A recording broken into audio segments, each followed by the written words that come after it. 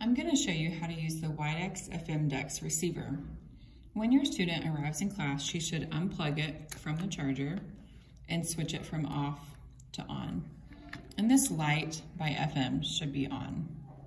She can either slip it over her head or unplug right here, put it around her neck, and plug it back in. As long as this is around her neck and turned on, and her hearing aids are turned on and in her ears, she should be hearing from the teacher microphone that will stream through this to her hearing aids. When she's finished, she needs to turn it off and plug this in to charge. When it's charging, this light is orange, and when it's fully charged, that will turn green.